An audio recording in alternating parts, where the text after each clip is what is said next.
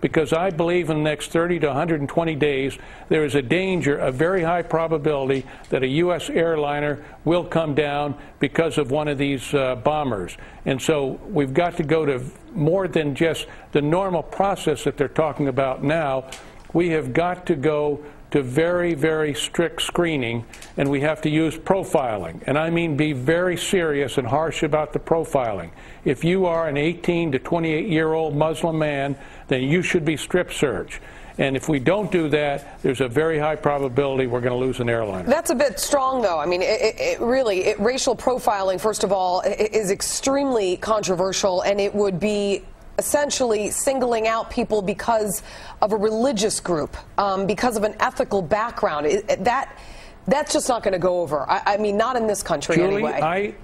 I agree. That's the problem. But if you lose 300 Americans, and then people are going to say, why didn't we do this? The fact is, if that age group doesn't like it, then what are they doing to stop this jihad against the West? What is Saudi Arabia, the holy cities of Mecca and Medina, why aren't they putting out a fatwa that says this jihad against the West is an unholy war? So they haven't carried their role in this particular problem, challenge we're meeting. I mean, God forbid we actually did that, okay? And we actually did profile every Muslim that tries to enter this country within a certain age group.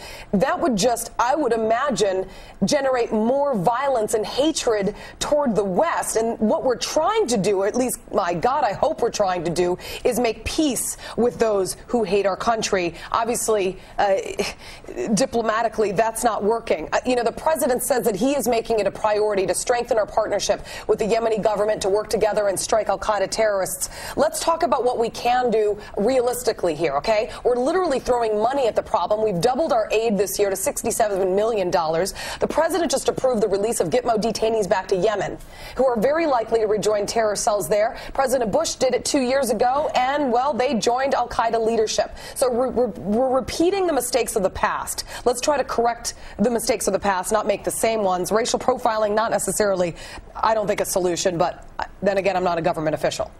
Yeah, well, first of all, it's not racial profiling. It is profiling just like the Israelis do. Let's use the same procedures that the Israelis do in El Al.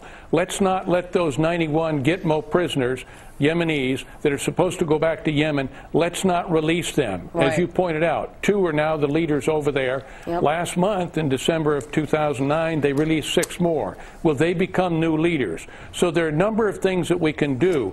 I do not want a racial profile. I want to profile on that group that we have enough evidence from 9/11 and other cases, Musawi, etc., that we know what we're looking at. They are using an ideology, not a religion. That's certainly not a religion that says you can kill innocent people, Julie. This is an ideology. We need to challenge that.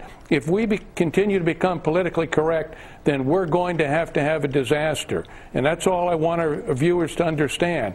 We are looking at an imminent disaster if we don't take some very harsh and very realistic decisions, just like, as I say, the Israelis do, and they've been extremely successful with El Al. All right. Well, thank you very much, Tom McInerney, Lieutenant General. Thank you very much for coming on.